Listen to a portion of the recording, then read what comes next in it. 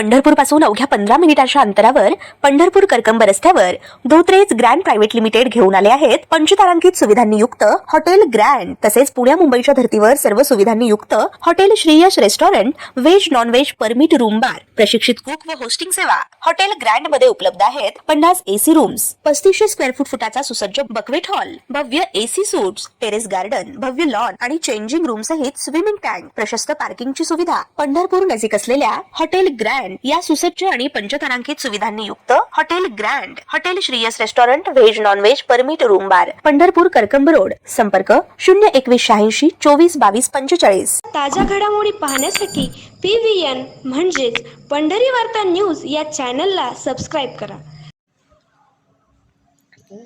आषाढी वारीच्या पार्श्वभूमीवर पालकमंत्री जयकुमार गोरे यांनी मंगळवारी वाखरी पालखी तळ, पत्राशेड दर्शन रांग, वाळवंट व भक्तिसागर येथे वारकरी व भाविकांसाठी प्रशासनाने उपलब्ध केलेल्या सोयीसुविधांची प्रत्यक्ष पाहणी करून माहिती घेतली।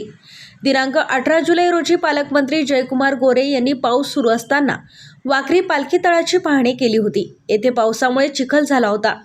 त्या ठिकाणी तात्काळ मुर्मीकरण करण्याचे निर्देश पालकमंत्र्यांनी दिले होते। त्यानुसार सार्वजनिक बांधकाम विभागामार्फत मुर्मीकरणाचे काम सुरू आहे। तसेच पाणी साचू नये म्हणून पाईप टाकण्यात आले आहेत। या कामाची पालकमंत्री गोरे यांनी पाहणी केली।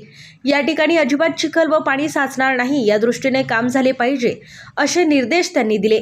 यावेळी पालकमंत्री जयकुमार गोरे यांनी वाखरी पालखी तळ, भक्तिसागर 65 एकर, रिद्धी दर्शन मंडप, दर्शन रांग येथील पाहणी केली। यावेळी त्यांच्या समवेत आमदार समाधान अवताडे, जिल्हाधिकारी S. कार्तिकेयन, मुख्य कार्यकारी अधिकारी कुशल जैन, उपविभागीय अधिकारी सचिन इथापे, मंदिर समितीचे कार्यकारी अधिकारी राजेंद्र शेळके, सचिन लंगुटे, गटविकास अधिकारी अमोल जाधव, कार्यकारी अभियंता अमित निमकर, मुख्य अधिकारी महेश रोकडे व संबंधित विभागाचे अधिकारी उपस्थित होते। पूर्ण पालखी मार्गावरती जर्मन हँगर असतील, वेगवेगळे विविध कमानी या खरं खूप आकर्षणाचे केंद्र ठरत आहे। आणि त्याचबरोबर रस्त्यामध्ये सर्व अभंग सुद्धा लावण्यात आले। ही नवीन कल्पना आहे, कशी सुचली आणि काय याबद्दल सांगा? अरे हा वारकऱ्यांचा महाराष्ट्र आहे। वारकरी भक्तांच्या स्वागतासाठी आमची पंढरीची नगरी किती उत्साहानं स्वागतासाठी तयार आहे हे या ठिकाणी आपल्याला प्रतीत होतंय। आपण बघितलं असेल, नगरपालिका प्रशासन असेल, जिल्हा प्रशासन असेल, शासन असेल, इथला नागरिक असेल, इथले सगळे लोक असतील, हे सगळेजण वारकऱ्यांच्या स्वागतासाठी सज्ज आहेत। आणि ज्या ज्या सुविधा वारकऱ्यांना देता येतील ते देत असताना त्यांच्या स्वागतासाठी जे व्यवस्था करता येईल ती व्यवस्था करताना आपण बघतोय। त्यामुळं वारकऱ्यांचं या ठिकाणी यावर्षी अनोख्या पद्धतीनं स्वागत या ठिकाणी होताना आपण पाहतोय। पंढरीच्या नगरीमध्ये प्रवेश करताना आपण पंढरीत आल्याचा भास पहिली कमान बघितल्यावरच होतो, परंतु पुण्यापासून आपण बघतो की पालख्यांचं स्वागत करत असताना खूप सुंदर अशा स्वागत कमानी लागल्या आणि त्याचं कौतुक आज अख्ख्या महाराष्ट्रामध्ये आणि देशामध्ये होताना आपण सगळेजण पाहतोय। शेवटी आमचं कर्तव्य आहे की आपण आलेल्या सगळ्या भाविक भक्तांना सोयी सुविधा देत असताना आम्ही त्यांच्या स्वागतासाठी सज्ज आहोत हे या ठिकाणी जाणवलं पाहिजे आणि ती सगळी व्यवस्था आम्ही करतोय।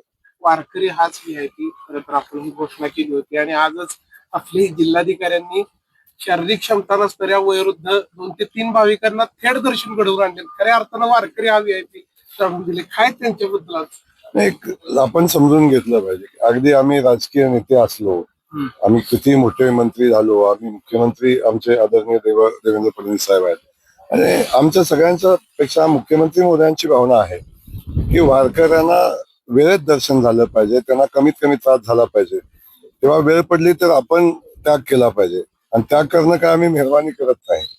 माझं म्हणणं आहे की वारकरीच हाच आषाढीच्या एकादशी किंवा पंढरीमध्ये वारकरी हाच आमच्या दृष्टीने VIP आहे आणि त्याचं VIP दर्शन झालं पाहिजे।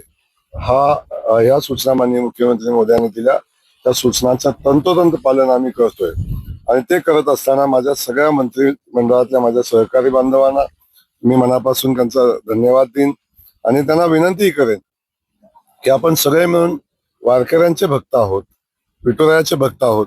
सगळ्यांना वारकऱ्यांची सेवा करायची आहे, विठुरायाची सेवा करायची आहे आणि खऱ्या अर्थानं ती सेवा कधी होईल जेव्हा वारकऱ्यांना कमीत कमी त्रास होईल, वारकऱ्याला आपल्या मनात आनंद मिळेल तेव्हा खऱ्या अर्थाने सेवा होईल. नाना पटोले थोडे नाराज आहेत.